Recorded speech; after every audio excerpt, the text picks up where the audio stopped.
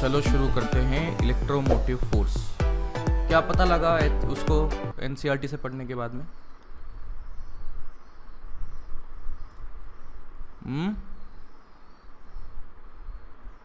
EMF इसे कहा जाता है इलेक्ट्रोमोटिव फोर्स।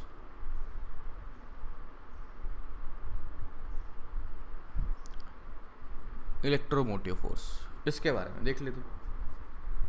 तो चलो जी, क्या पता लगा? कुछ पढ़ा क्या अपन ने?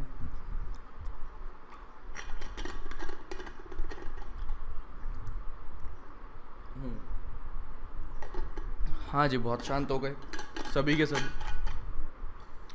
किसी ने तो पढ़ा होगा।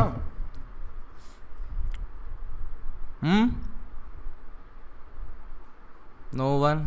चलो अच्छा, याद करो इलेक्ट्रिक फील्ड को, याद करो और याद करो electric field dot D L. मैं अगर करता हूँ, याद करो डी वी बराबर होता है माइनस ई डॉट डी एल। ऐसा कुछ याद आ रहा है? हाँ सर, है ना।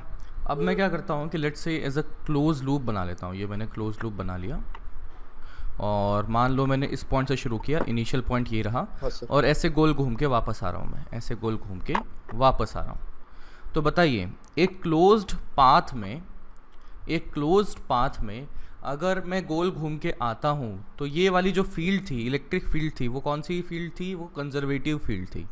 तो क्लोज पाथ में घूमकर वापस आने की वजह से मैं क्या कह सकता हूँ कि जब ये वापस गोल घूम के आया तो आई कैन से दैट कि ये जो ई डॉट डी एल है, उसके लिए जो डी वी बना या डेल्टा वी बना, वो इंटीग्रेशन ऑफ डी वी, और वो बन जाएगा minus of E dot D L. बताइए ये कितना हो जाएगा डेल्टा वी की वैल्यू? बोलो। जब मैं गोल चक्कर मार के इधर आ चुका हूँ तो जहाँ से शुरू किया था वहीं पर पहुँच चुका हूँ, तो डेल्टा वी की वैल्यू ज़ीरो बन जाएगी। जीरो। लेकिन ध्यान दीजिए, ये इलेक्ट्रिक फील्ड हमारी कौन सी थी? कंजर्वेटिव फील्ड थी। कंजर्वेटिव फील्ड थी। ठीक है, अब हम बात करते हैं इलेक्ट्रोमोटिव फोर्स की। तो इलेक्ट्रोमोटिव फोर्स के लिए मैं क्या देखता हूँ कि हमारे पास सर्किट में, ठीक है, सर्किट में पोटेंशियल बढ़ जाता है। मतलब ये लेट से मैंने यही सर्किट ड्रॉ किया, लेकिन एक पूरा गोल चक्कर मारने के बाद में हमने ये देखा कि सर्किट में जो है पोटेंशियल बढ़ता हुआ पाया गया।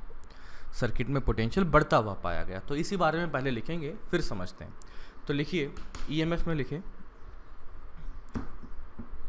ईएमएफ में लिखें द सर्कुलेशन ऑफ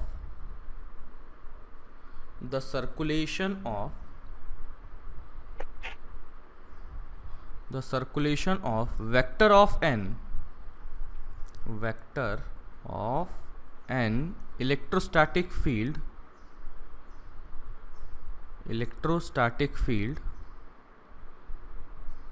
सर्कुलेशन। यार ध्यान से सुन लो ना, एक तो स्टेप बोला था अभी तो पहली लाइन में सर्कुलेशन के बाद। ध्यान से सुनना आप। The circulation of vector of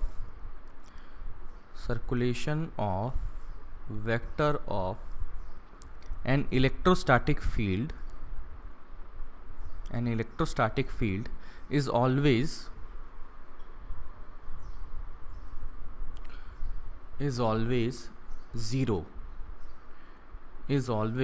zero। और ब्रैकेट में लिख लीजिए integral of E dot D L is equal to zero. Electrostatic field है, कंजर्वेटिव फील्ड है, तो गोल चक्कर मार के वापस जब वहीं आ जाएंगे तो उसका चेंज ज़ीरो हो जाएगा।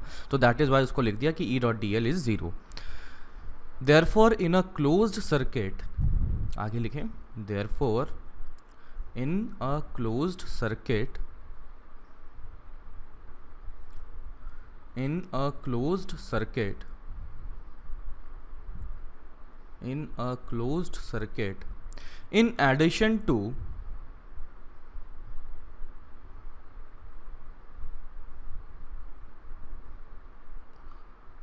in addition to sections in addition to sections on which on which positive carrier travels positive carrier travels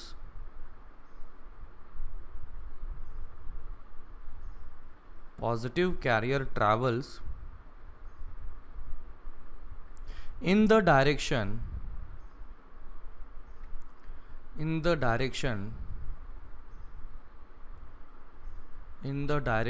of decrease in potential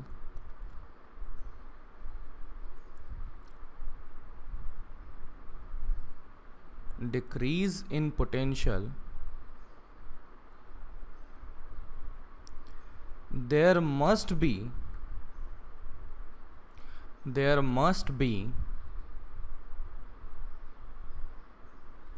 sections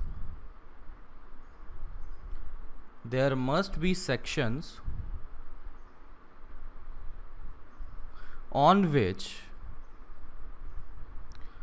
which positive charge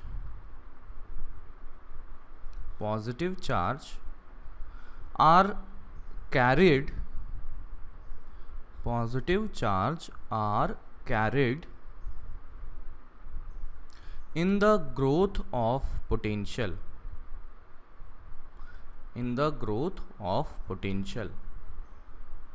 इतना लिख दिया।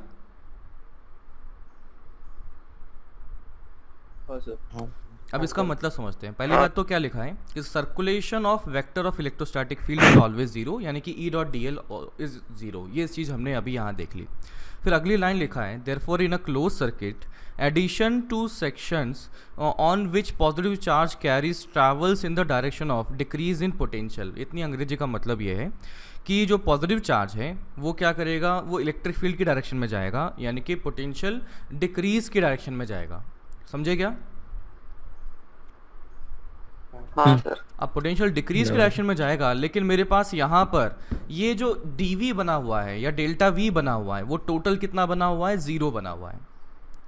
तो यहाँ पर हमें पता है कि यार नेट मिला के अगर ज़ीरो करना है, नेट मिला के कुछ जगह ज़ीरो करना है तो कुछ जगह डिक्रीज हुआ है। ये अभी हमने देखा कि जहाँ पर ये गोल घूम रहा है तो कुछ जगह डिक्रीज हुआ है। तो नेट अगर सभी जगह डिक्रीज होने लग जाए तो क्या ज़ीरो हो पाएगा क्या गोल चक्कर मार के? अगर सभी जगह डिक्रीज होने लग जाए तो गोल चक्कर मार के जब मैं वापस वहीं पर आता हूं तो क्या नेट ज़ीरो हो पाएगा क्या? नहीं हो पाएगा। इसका मतलब कहाँ कुछ जगह पर कुछ डिक्रीज हुआ तो कुछ जगह पर कुछ इंक्रीज भी होना पड़ेगा, और ताकि दोनों का मिला के कितना हो जाए बोलो, 0 हो। जीरो। तो यही बात अगली लाइन में भी लिखी है कि एक मिनट पहले सेकंड लाइन बोलता हूँ। Therefore in a close circuit in addition to sections on which positive carrier travels in the direction of decrease in potential. ठीक है, तो ये तो मैंने बात कर दी, ऐसे सेक्शन होंगे जहां पर कि पोटेंशियल डिक्रीज होगा। फिर उसके बाद में there must be sections on which positive charge are carried in the growth of potential, यानी कि पोटेंशियल की जो ग्रोथ हो रही है उस डायरेक्शन में भी चार्ज मूव करेगा। यानी कि कुछ सेक्शन में ऐसा होगा जहां पोटेंशियल कम हुआ है और कुछ सेक्शन में ऐसा होगा जहां पोटेंशियल का इंक्रीमेंट हुआ है, ग्रोथ हुआ है। बात समझ गया? बोलो। हाँ। ओके, लास्ट स्टेटमेंट क्या लिखा अपन ने? लास्ट पॉइंट कहाँ तक लिखा? Growth of potential. ठीक है, फिर उसके आगे लिखें that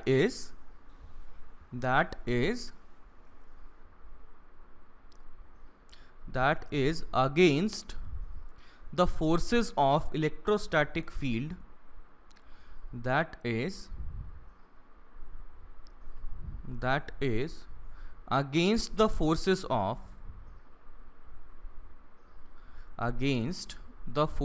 of electrostatic field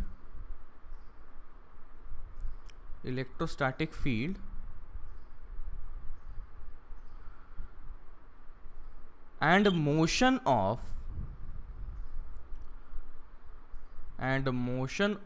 positive charge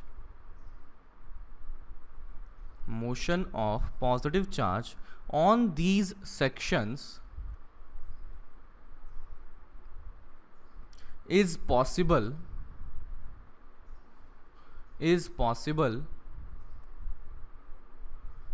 with the aid of, aid मतलब help, AID वाला, फिर से बोलता हूँ, motion of this positive charge on these sections is possible only with the aid of forces, only with the aid of forces of non-electrostatic nature, non-electrostatic nature called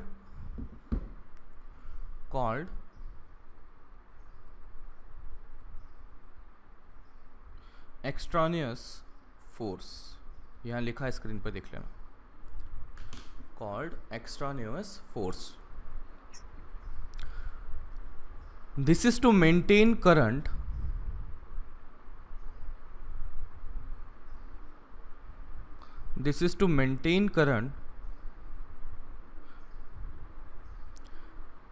comma extraneous forces are needed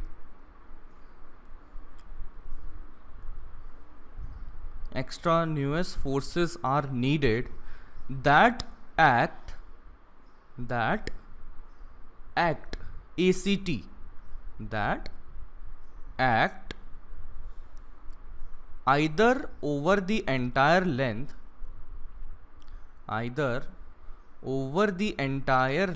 of circuit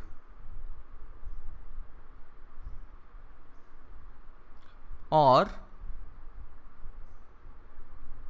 separate section of it,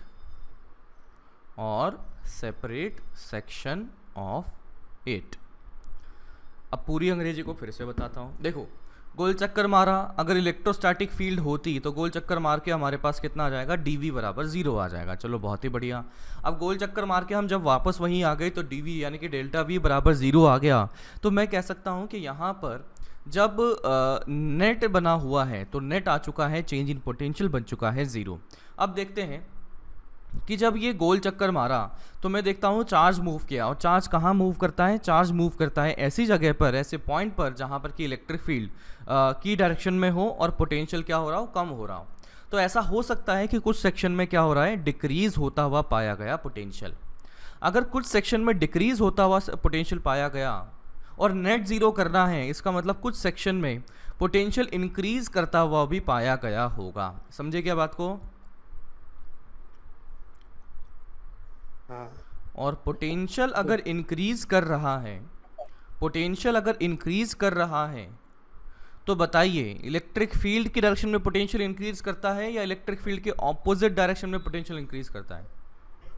opposite direction. इसका मतलब यहाँ पे जहाँ ये increase हुआ है ना, यहाँ पर जो ये इंक्रीज हुआ है पोटेंशियल, वहाँ पर चार्ज को इलेक्ट्रिक फील्ड की ऑपोजिट डायरेक्शन में जाना पड़ा है.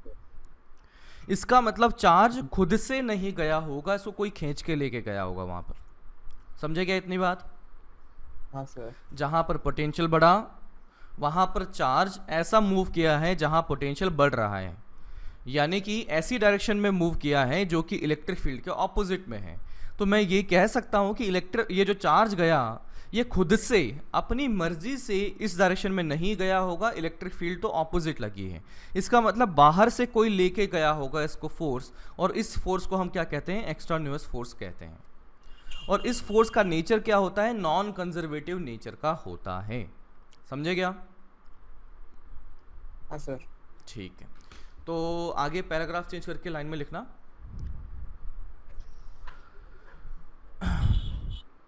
Extraneous forces can be characterized. Extraneous forces can be characterized by the work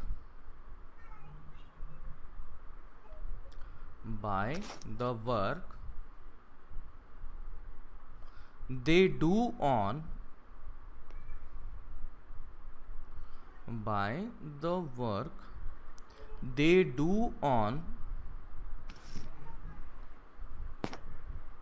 charge traveling along the circuit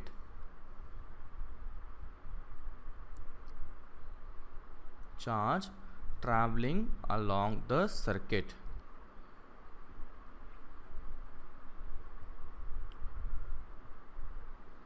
ठीक है, full stop. The quantity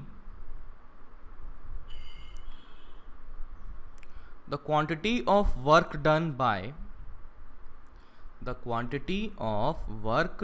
by extraneous force on unit positive charge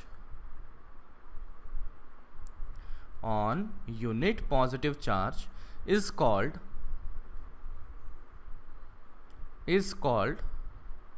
electromotive force. Electromotive force acting in a circuit or section of it,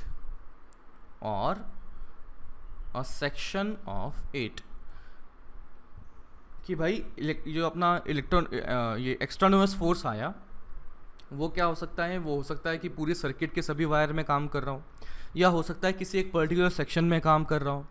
तो जिस particular section में काम कर रहा है वो एक्सट्रान्यूअस फोर्स, और मैं अगर ईएमएफ को डिफाइन करना चाहता हूँ, इलेक्ट्रोमोटिव फोर्स को डिफाइन करना चाहता हूँ, तो मैं क्या करूँगा, यूनिट पॉजिटिव चार्ज लिया और उस एक्सट्रान्यूअस फोर्स ने उस यूनिट पॉजिटिव चार्ज में जितना वर्क डन कर दिया वही क्या कहा जाएगा, ईएमएफ, इलेक्ट्रोमोटिव फोर्स कहा जाएगा।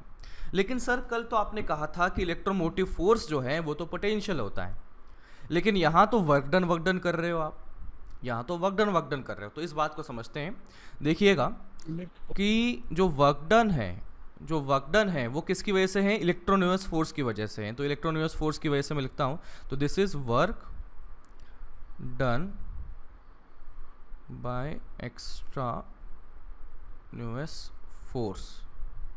ठीक है, तो यहाँ पर मैं देखता हूँ कि इसकी जो फील्ड बनेगी, ये वर्क डन जो बनेगा वो क्या बन जाएगा, एफ डॉट डी एल में लिख सकता हूँ, है ना, एफ डॉट डी एल में लिख सकता हूँ। Work done by extraneous force या किसी भी फोर्स की वजह से एफ डॉट डी एल लिखा जा सकता है। और अगर मैं बात करता हूँ ई एम एफ, तो ई एम एफ क्या बोलेगा, work done by extraneous force divided by, क्या करना पड़ेगा मुझे दिया गया है कि यूनिट चार्ज का जो वर्क डन है उसको एक्सट्रान्यूअस ईएमएफ कहा जाता है। तो यूनिट चार्ज करना है तो क्या कर दूंगा, डिवाइडेड बाय क्यू कर दूंगा, कि मान लो सर्किट में क्यू चार्ज अगर घूम गया तो उस पर जो वर्क डन हुआ वो इतना हुआ, तो ईएमएफ क्या होगा, ईएमएफ हो जाएगा work done by extraneous force, total work done divided by Q. तो ये क्या आ जाएगा, यूनिट चार्ज पर कितना वर्क डन हुआ है, और वही ईएमएफ कहा जाएगा। लेकिन सर अभी भी आपने ये नहीं कहा कि ये पोटेंशियल कैसे आ गया, तो कैसे आ गया बताएं।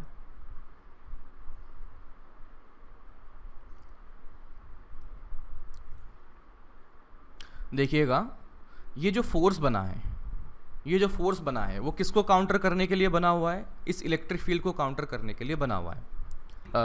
हमारे पास में सर्किट अगर लिया, सर्किट में अगर मैं गोल घूम के वापस वहीं पर आता हूँ, तो वहाँ पर आता हूँ तो मैं कहता हूँ कि इलेक्ट्रोस्टैटिक फील्ड यानी कि कंजर्वेटिव फील्ड की वजह से जो नेट पोटेंशियल डिफरेंस बनेगा वो ज़ीरो बन जाएगा। नेट पोटेंशियल डिफरेंस बनेगा वो ज़ीरो बन जाएगा। अब आगे हमें पता है कि यार चार्ज ऐसा मूव करता है कि पॉजिटिव पोटेंशियल से नेगेटिव पोटेंशियल यानी कि डिक्रीज इन पोटेंशियल की डायरेक्शन में बढ़ता है। तो अब मुझे पता है कि कुछ जगह पर अगर डिक्रीज़ हुआ तो कुछ जगह पे इंक्रीज भी होना पड़ेगा ताकि दोनों का मिला के ज़ीरो हो जाए। अगर सारा डिक्रीज ही डिक्रीज होता गया तो फिर कैसे ज़ीरो हो पाएगा, पूरा गोल चक्कर मार के अगर सारा डिक्रीज होता गया तो वापस उसी पॉइंट पर मैं वापस आया तो वो तो फिर डिक्रीज वैल्यू मिलेगी ना, वो कोई मतलब चेंज ज़ीरो नहीं मिलेगा अपने को। तो इसका मतलब जहाँ कुछ सेक्शन में डिक्रीज़ हुआ होगा, कुछ सेक्शन में इंक्रीज़ हुआ होगा, और दोनों का मिला के नेट कितना हो जाना चाहिए, ज़ीरो हो जाना चाहिए। तो जहाँ पर मैं इंक्रीज़ हो रहा है ना उस बात को देखता हूँ। तो जहाँ पर इंक्रीज़ हो रहा है वो देखते हैं कि चार्ज ऐसे मूव किया या करंट ऐसा मूव किया इस डायरेक्शन में, और ये ऐसा जा रहा है, ऐसे सेक्शन ऑफ वायर में जा रहा है जहाँ पर पोटेंशियल बढ़ रहा है। तो यानी कि नेगेटिव से पॉजिटिव यहाँ पर पोटेंशियल आप कह सकते हैं कि इस पॉइंट का पोटेंशियल मैंने नेगेटिव कह दिया, इस पॉइंट का पोटेंशियल पॉजिटिव कह दिया। सर ये पोटेंशियल चेंज कैसे हो गया? यार हमें नहीं पता, बीच में कुछ लगा था, कुछ भी लगा था, मुझे नहीं पता, कुछ ऐसा डिवाइस लगा हुआ था जिसकी वजह से पोटेंशियल चेंज हो गया, मुझे नहीं पता उसके बारे में क्या है क्या नहीं है। लेकिन मैं ये ज़रूर कह सकता हूँ चार्ज कहाँ से एंटर किया? नेगेटिव टर्मिनल से। कहाँ से बाहर निकला? पॉजिटिव टर्मिनल से। तो बताइए चार्ज किस डायरेक्शन में मूव किया है? हायर पोटेंशियल की तरफ या लोअर पोटेंशियल की तरफ? लोअर। चार्ज किस डायरेक्शन में मूव किया है? एरो देख के बता देना। हायर पोटेंशियल की तरफ। तो चार्ज ऐसी डायरेक्शन में मूव किया है जहां पोटेंशियल बढ़ता है, लेकिन हमें पता है अगर इलेक्ट्रिक फील्ड को ड्रॉ किया जाए तो वो तो ऑपोजिट बन जाती है इसके, कि इलेक्ट्रिक फील्ड की डायरेक्शन में पोटेंशियल कम होता है। समझे क्या इलेक्ट्रिक फील्ड की डायरेक्शन? हाँ सर। और चार्ज क्या इलेक्ट्रिक फील्ड डायरेक्शन में मूव किया क्या?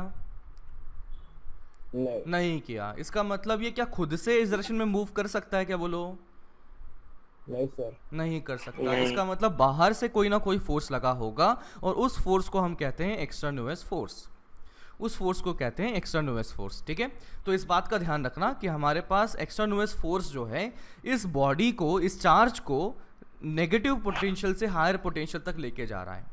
इसका मतलब इसने कुछ वर्क डन किया। तो अब ईएमएफ की बात करते हैं तो ईएमएफ क्या कहता है कि EMF is equals to work done by extraneous force divided by Q, कि पर यूनिट चार्ज पर जो फोर्स लगेगा, जो वर्क डन होगा वही कहा जाएगा ईएमएफ।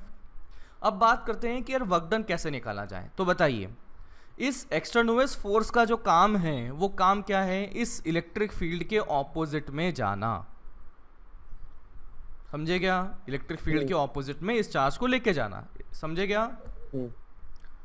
तो इलेक्ट्रिक फील्ड के ऑपोजिट में अगर लेके गए तो मैं बोल सकता हूं कि यहां पर इलेक्ट्रिक फील्ड का जो फोर्स लगेगा वो क्या लगेगा? Q इंटू ई वेक्टर लगेगा। चार्ज पर जो फोर्स लगेगा वो Q इंटू ई वेक्टर लगेगा। तो जो एक्सटर्नस फोर्स का अमाउंट होगा मैं अगर लिखूं तो वो मैं मान लेता हूं Q ई स्टार मान लेता हूं कि जो एक्सटर्नस फोर्स ने कुछ ई स्टार करके एक इलेक्ट्रिक फील्ड जनरेट कर दी है और दोनों का मिला के नेट फोर्स क्या हो चुका है? 0 हो चुका है। समझे क्या? हाँ सर। तो क्यू ई स्टार जो मेरे पास बना वो बन चुका है minus of Q E. E star क्या है? ई स्टार है हमारे पास में एक्सटर्नस फोर्स ने जो इलेक्ट्रिक फील्ड प्रोड्यूस करी है उसको ई स्टार के नाम से जान रहे हैं। तो यहां से मेरे पास कितना आ गया कि E star is minus of E vector, is minus of E vector. तो work done by extraneous force लिखूं तो वो क्या लिखा जाएगा? फोर्स हो चुका है क्यू ई स्टार, ये तो फोर्स हो चुका है, डॉट डीएल कर देंगे। समझे क्या? Work done by extraneous force divided by क्या करना है? बोलो। क्यू करना है। ऊपर भी क्यू नीचे भी क्यू, खलास। तो अगर ये खलास हो गया तो यहां से क्यू से क्यू गया तो यहां से आ जाएगा integral of E star DL. ठीक है, अब देखो ई स्टार डीएल आ गया और मुझे यहां से पता है ई स्टार बराबर माइनस ई है, तो मैं यहां से इंटीग्रेट कर सकता हूं, ये minus of E dot DL है। बोलो समझे क्या? हाँ सर। तो अब ये देखो, ये भी इलेक्ट्रिक फील्ड, ये डीएल वेक्टर, दोनों का इंटीग्रेशन करेंगे तो क्या आएगा? बोलो, क्या वर्क डन होगा क्या? ये अब ये क्या आएगा इंटीग्रेट करने? इसको इंटीग्रेट करने के बाद में क्या आएगा? बोलो। ईएमएफ पोटेंशियल आ जाएगा। तो जो मैंने बात शुरू में कही थी कि ईएमएफ जिसके नाम में इलेक्ट्रोमोटिव फोर्स है, यानी कि फोर्स लिखा हुआ है लेकिन वो फोर्स है नहीं, वो है क्या? वो है पोटेंशियल डिफरेंस, जो कि यहाँ से अपने को दिख रहा है। समझे क्या? हाँ सर। ठीक है, इसको नोट कर लीजिए। अपने को क्या करना है, मुझे लगता है यहाँ से ये कर लीजिए, ये कर लीजिए, ये वाला डायग्राम बना लीजिए ना। ठीक है, फिर उसके बाद में ये 2 पॉइंट्स बाद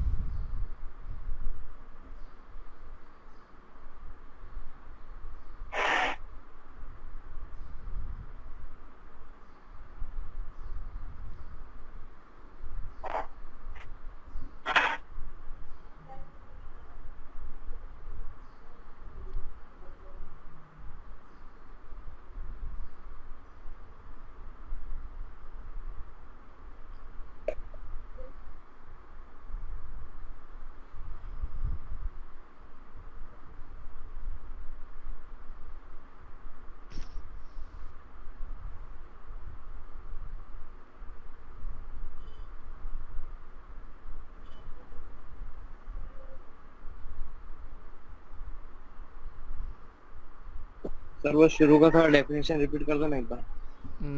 कौन सा वाला? ये डिक्रीज इंक्रीज क्या ये वाला?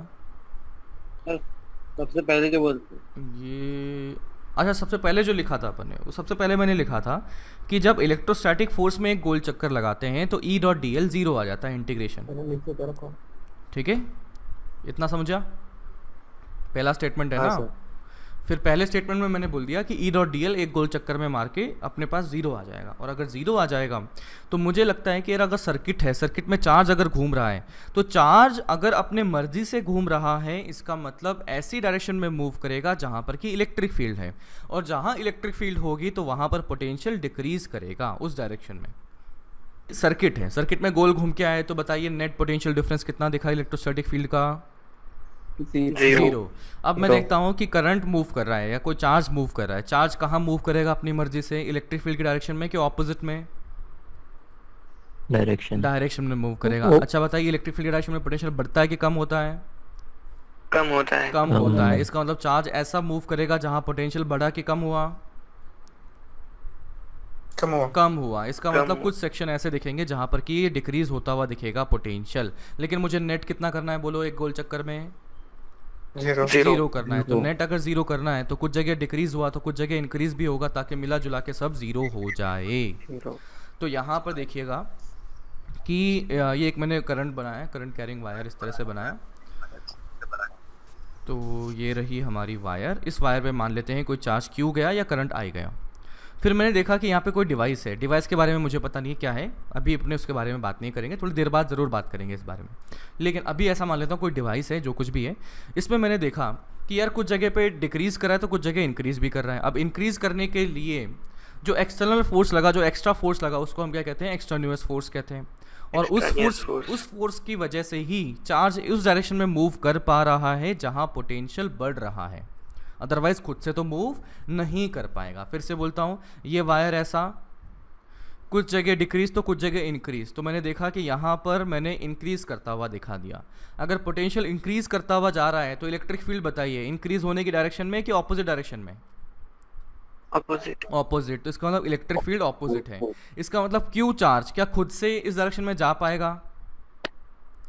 नहीं जा पाएगा। इसका मतलब क्यू चार्ज खुद से नहीं जा पाएगा तो कुछ एक्स्ट्रा फोर्स लगा, और वही एक्सटर्नस फोर्स के नाम से हम जानते हैं। और वही फोर्स इस चार्ज को लोअर पोटेंशियल से हायर पोटेंशियल पर लेके जाने का काम कर रहा है।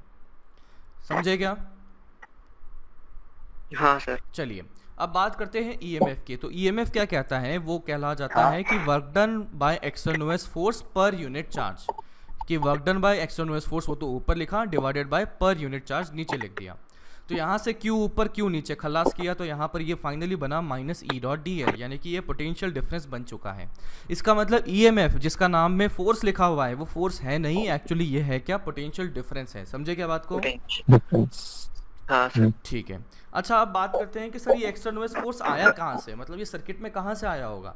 तो एक्चुअली जो एक्सटर्नस फोर्स है ये यहाँ पर पोटेंशियल बढ़ाने का काम कर रहा है। तो एक बहुत ही कॉमन सोर्स जो पोटेंशियल बढ़ाने का काम करता है, जो शायद आपको पता भी हो, उसे कहते हैं बैटरी।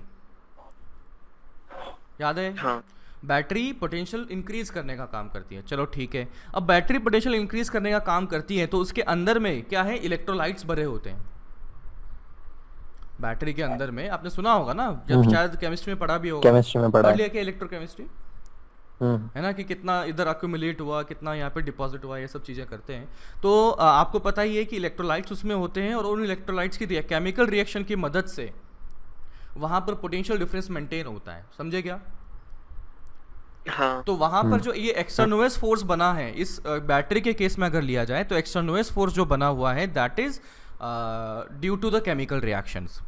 ठीक है। अब उसके अलावा क्या सर कोई और तरीका हो सकता है एक्सटर्नस फोर्स का? बिल्कुल हो सकता है। तो उसे कब पढ़ेंगे हम? जब अगले से अगला चैप्टर यानी कि इलेक्ट्रो मोटिव इंडक्शन जब हम बात करेंगे ईएमआई के बारे में, इलेक्ट्रोमैग्नेटिक इंडक्शन। हाँ, इलेक्ट्रोमैग्नेटिक इंडक्शन ईएमआई की जब हम बात करेंगे तब उसमें हम देखेंगे कि कैसे एक सर्किट में पोटेंशियल बढ़ सकता है।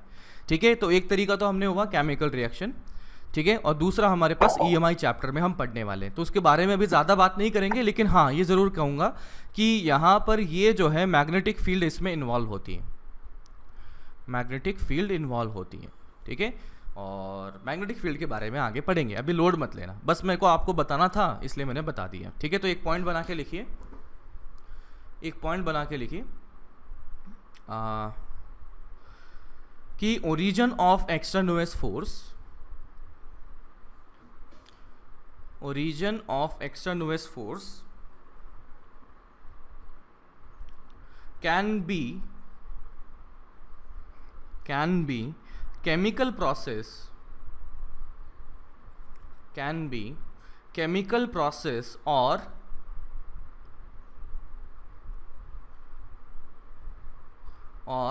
electric field due to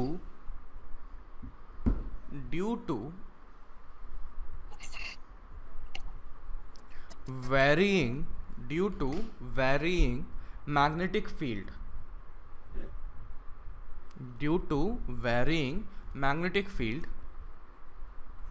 etc. और भी तरीके हो सकते हैं। दो प्राइमरी कंसर्न जिसके बारे में हम बात करेंगे, एक तो होगा बैटरी यानी कि केमिकल रिएक्शन, और दूसरा जो अभी हमने बात करा मैग्नेटिक फील्ड में, और वो काफ़ी दिनों बाद करेंगे, तो अभी उसका टेंशन लेना मत, बस अभी मैंने बता दिया कि ऐसा कुछ होता है, समझे क्या? हाँ सर। चलो ठीक है। हाँ। अच्छा बताओ अभी तक कोई डाउट है क्या? क्योंकि ये थोड़ा काफ़ी कंसेप्चुअली स्ट्रॉन्ग फंडा बन जाता है, यहाँ पर थोड़ा समझना मुश्किल होता है, तो किसी को कहीं पे भी कोई दिक्कत हो तो बता दो अभी। No doubt?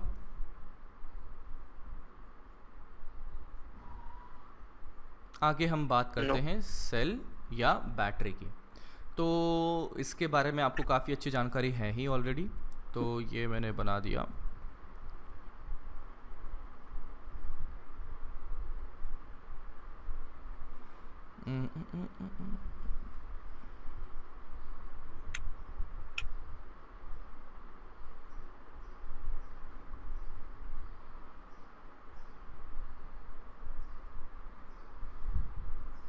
बैटरी ड्रॉ कर रहे हैं, तो यहाँ पे दो टर्मिनल्स होते हैं,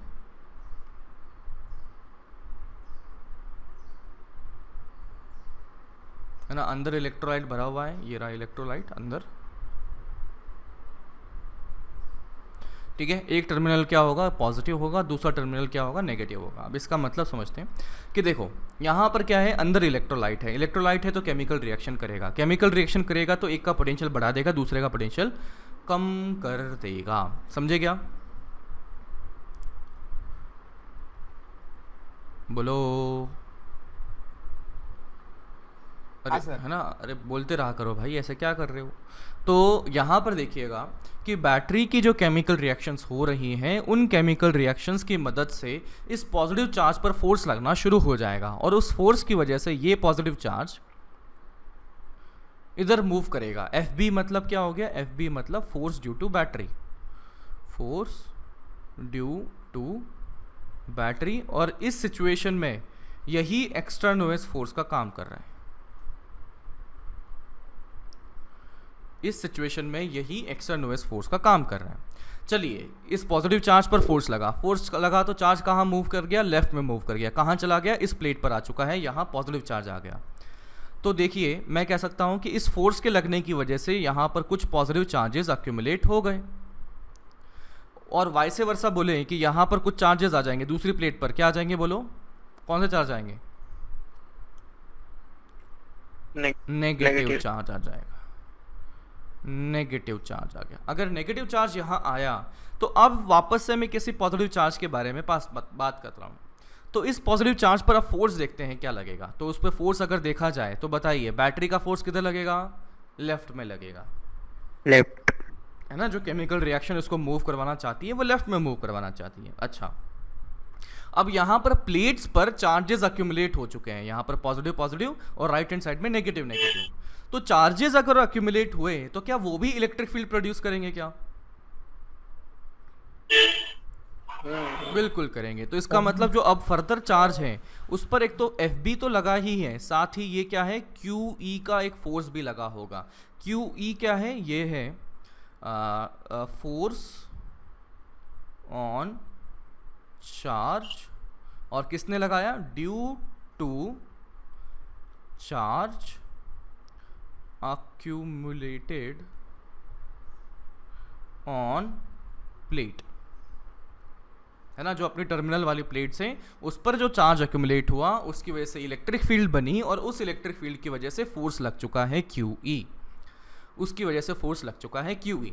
अब देखो, जैसे ही हमने यहाँ पर शुरुआत करी तो पहले यहाँ पर चार्जेस, यानी कि पॉजिटिव प्लेट पर चार्जेस पॉजिटिव जो बने और नेगेटिव प्लेट पर चार्जेस जो नेगेटिव बने, शुरू में तो धीरे धीरे बनेंगे ना, ऐसे तो है नहीं कि चुटकी में एकदम से सारे के सारे चार्जेस इधर भाग जाएंगे, it will take some time, है ना। तो अभी धीरे धीरे जब यहाँ पे चार्जेस बढ़ने लगे तो चार्ज बढ़ेंगे तो यहाँ पर चार्ज की वजह से बनने वाली इलेक्ट्रिक फील्ड QE, मतलब ये जो E, ये भी बढ़ने लगेगा, समझे क्या? हाँ तो देखिएगा कि शुरू में इस चार्ज पर सिर्फ एक ही फोर्स था, कौन, FB फोर्स था। इस फोर्स की वजह से चार्ज एक्यूमुलेट हुए, चार्ज एक्यूमुलेशन की वजह से उल्टी डायरेक्शन में एक इलेक्ट्रिक फील्ड का फोर्स आ गया। इसका मतलब अगला जो चार्ज आने वाला था उस पर लगने वाला जो नेट फोर्स है वो पहले से बढ़ गया कि कम हो गया? बढ़ गया। बढ़ गया। कम हो गया। एक है लेफ्ट में, दूसरा है राइट में, तो ये दोनों फोर्सेस ऐड हुए कि सब्ट्रैक्ट हुए? सब्ट्रैक्ट हुए, तो बढ़ेंगे कि कम होंगे? कम होंगे। कम हो। कम। तो इसका मतलब जो नया वाला चार्ज है, इस नए वाले चार्ज की अगर मैं बात करूं तो इस पर नेट फोर्स कम हो चुका है, लेकिन अभी भी बना है लेफ्ट में ही बना है, तो बेचारा धीरे धीरे धीरे धीरे करके वहां पे लेफ्ट में आ चुका है। यहाँ पे चलो, यहाँ पर और चार्ज आ गया। अब चार्ज अगर बढ़ गया, यहाँ पर भी चार्ज अगर बढ़ गया, तो इलेक्ट्रिक फील्ड की जो स्ट्रेंथ है वो बढ़ेगी कि कम हो जाएगी? बढ़ जाएंगे। बढ़ जाएगी। इलेक्ट्रिक फील्ड की स्ट्रेंथ बढ़ी तो बताइए नेट फोर्स की जो वैल्यू है, जो अब फर्दर चार्ज यहां पर था, उस चार्ज पर नेट फोर्स की वैल्यू अब बताइए बढ़ी कि कम हुई? बड़ी। अबे कौन सी? चार्ज पर राइट में बढ़ेंगे ना अभी। अरे मेरे भाई, FB तो FB रहा, FB तो FB रहा, और QE बढ़ चुका है। हाँ QE बढ़ा, FB और QE सेम डायरेक्शन में है कि ऑपोजिट में है? अपोजिट। तो QE को बढ़ा दिया तो नेट फोर्स बढ़ेगा कि कम होगा? कम होगा। बढ़ जाएगा। हे भगवान। बढ़ेगा। रुको रुको, बढ़ेगा बढ़ेगा। चलो कैसे बढ़ा रहे हो बताओ, कम। कैसे QV बढ़ा रहे माइनस हो? FB। दोनों फोर्सेस ऑपोजिट में हैं। हाँ अच्छा, ओहो एक मिनट रुको, अभी भी चार्जेस लेफ्ट में ही मूव कर रहे हैं, तो अभी भी नेट चार्ज हमारा FB इधर ही बना हुआ है। जैसे मान लो FB की वैल्यू 10 न्यूटन कर दी, मान लो मैंने QE की वैल्यू शुरू में देख लिया कि यार ये फोर्स 1 न्यूटन लिया क्योंकि इलेक्ट्रिक फील्ड कम थी। चार्ज यहाँ पर एक्यूमुलेशन बढ़ गया, इलेक्ट्रिक फील्ड बढ़ गई, तो ये वाला जो फोर्स है वो 1 न्यूटन से 2 न्यूटन हो गया। तो बताओ नेट चार्ज पे नेट जो फोर्स बना अगले चार्ज पर वो कितना बढ़ा कि कम हुआ? कम हो गया। फिर भी कुछ ना कुछ तो बना ही है, तो वो लेफ्ट में फिर आ गया तो यहाँ पर फिर एक्यूमुलेट कुछ हो गया, यहाँ पर भी कुछ एक्यूमुलेट हो गया। चार्ज एक्यूमुलेशन बढ़ा तो इलेक्ट्रिक फील्ड फिर से बढ़ गई, तो नेट फोर्स अभी वापस कम हो गया। लेकिन कुछ भी होगा बेचारा, यहाँ पर धीरे धीरे करके चार्ज एक्यूमुलेट करने लग जाएगा, धीरे धीरे करके यहाँ पे चार्ज एक्यूमुलेट करने लग जाएगा। तो ऐसा चार्ज एक्यूमुलेशन हुआ, इलेक्ट्रिक फील्ड बढ़ी, नेट फोर्स कम हो गया, कम हुआ। तो फिर से जो भी हुआ, लेकिन थोड़ा सा चार्ज एक्यूमुलेट कर रहा है, वो फोर्स कम हुआ लेकिन हुआ तो अभी भी नेट लेफ्ट में ही ना, तो ये चार्ज इधर एक्यूमुलेट कर रहे हैं। तो ये चार्ज तब तक एक्यूमुलेट करते जाएंगे जब तक कि ये जो QE का फोर्स है वो कितना ना हो जाए, 10 न्यूटन ना हो जाए। और जैसे ही दोनों बराबर हो गए, यानी कि फोर्स ऑफ बैटरी और फोर्स ऑफ QE जैसे ही बराबर हो गए, तो अब इस चार्ज पर, इस पॉजिटिव चार्ज पर अब कोई फोर्स नहीं लगेगा, तो अब कोई चार्ज एक्यूमुलेशन नहीं होने वाला। समझे क्या? हाँ सर। ओके, तो इस डायग्राम को बना लो, अब इसका आगे का लिखते हैं वर्किंग इसकी।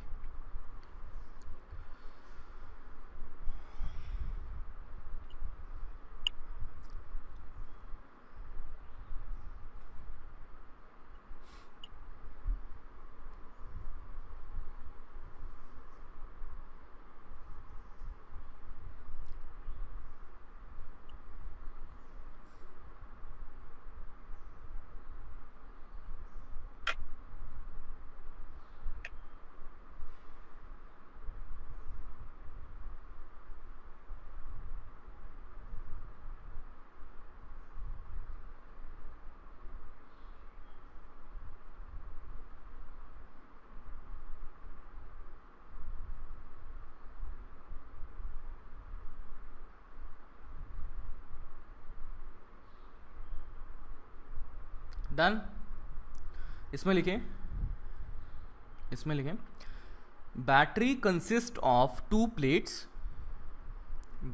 Consist of to plates, bracket में लिखें one positive and another negative.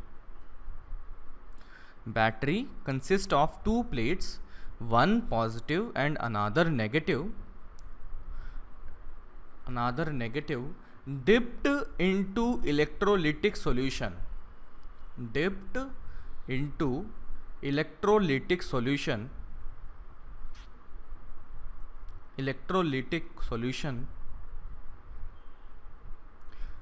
due to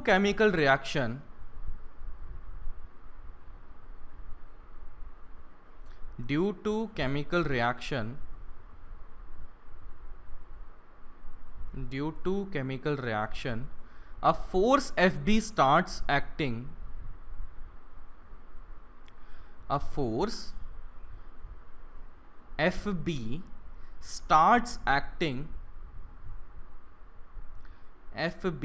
starts acting on ions,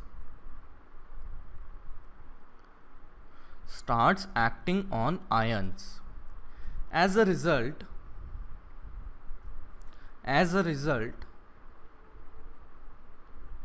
result, positive charge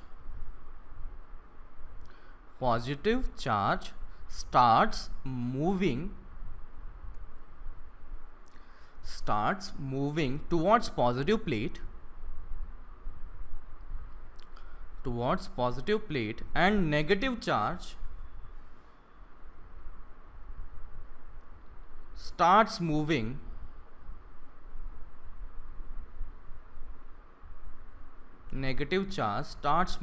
towards negative plate,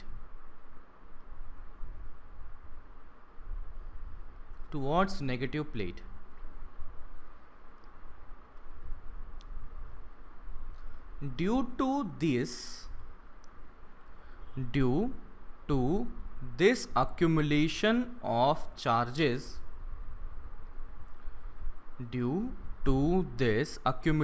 of charges, on positive and negative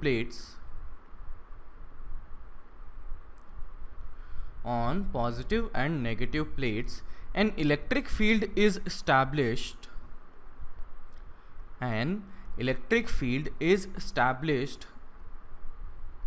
inside the battery.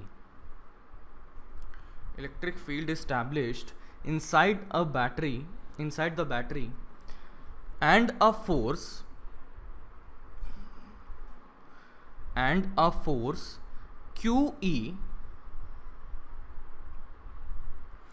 QE starts acting on ions,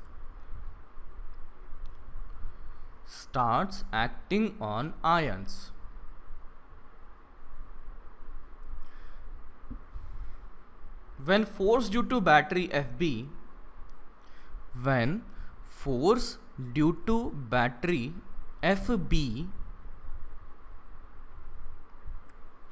becomes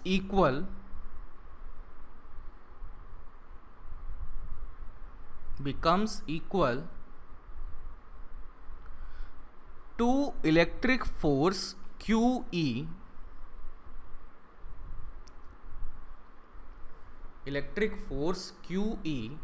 further accumulation of charge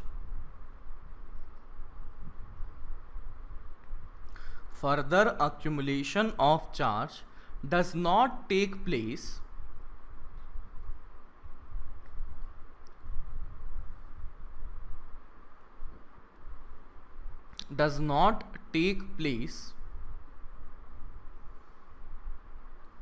and a potential difference is maintained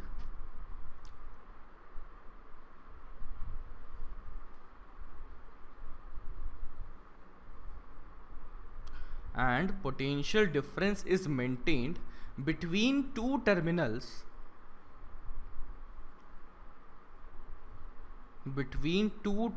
of battery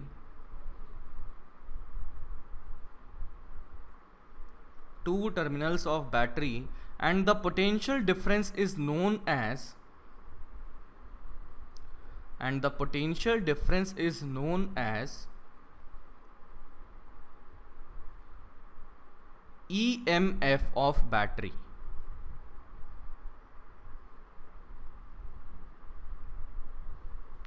EMF of battery जो अभी मैंने समझाया था उसी को अंग्रेजी में भी लिखा दिया, एक बार पढ़ लो एंड जल्दी से बताओ इसमें कोई डाउट है क्या? बोलो।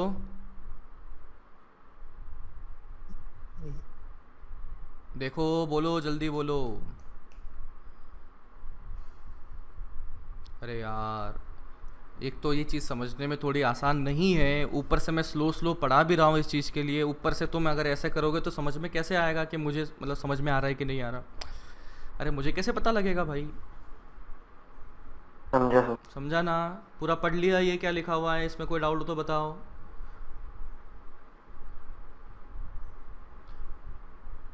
हे यार, ऐसे शांत बैठे रहते हो, ऐसे कैसे चलेगा? समझा सर। हाँ, तो अभी मैथ्स वाले सर आ गए कि अपने पास टाइम है अभी थोड़ा सा? हाँ सर। हाँ सर, आ मतलब गए। आ गए क्या? चलो ठीक है, तो अभी यहीं समाप्त करते हैं। अभी काफ़ी चीज़ें पढ़नी है, अभी तो मज़ा आएगा पढ़ने में। तो चलिए अभी पेपर दीजिएगा अच्छे से एंड बेस्ट ऑफ लक, बढ़िया से करके आना, ठीक है?